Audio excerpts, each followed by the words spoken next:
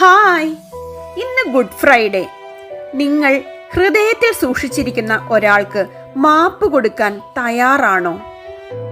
Good ഫ്രൈഡേയുടെ അർത്ഥം നിങ്ങൾക്കറിയാമോ?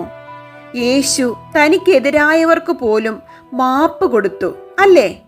ക്ഷമിക്കുമ്പോൾ ആദ്യം സ്വയം നമുക്ക് തന്നെ സമാധാനം ലഭിക്കുന്നു. ഉദാഹരണമായി, ക്രൂശിൽ തൂക്കിക്കൊണ്ടിരിക്കുമ്പോഴും യേശു പറഞ്ഞു, അവർക്ക് മാപ്പ് കൊടുക്കണമേ, അവർ എന്താണ് ചെയ്യുന്നത് എന്ന് അവർക്കറിയുന്നില്ല. ഇത് ക്ഷമയുടെ അത്യുന്നതമായ ഉദാഹരണമാണ്. എൻ്റെ വ്യക്തിപരമായ ഒരു സ്റ്റോറി പറയാം. എൻ്റെ 2 ഫ്രണ്ട്സ് ആയിരുന്നു അജുവും ശ്രീയയും.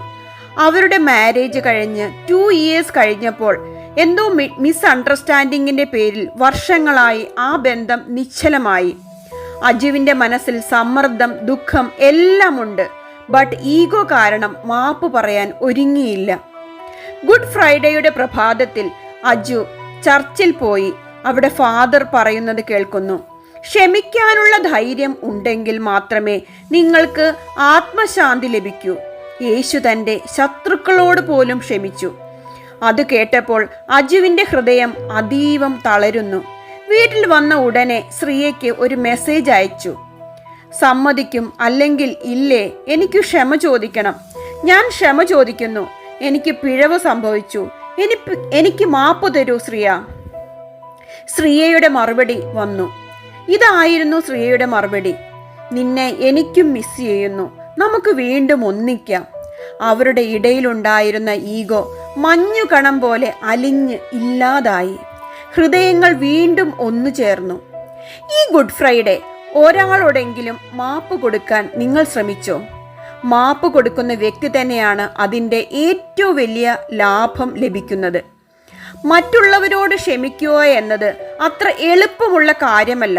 പക്ഷേ അത് ചെയ്താൽ ആദ്യം ആത്മശാന്തി ലഭിക്കുന്ന നമ്മൾക്കായിരിക്കും.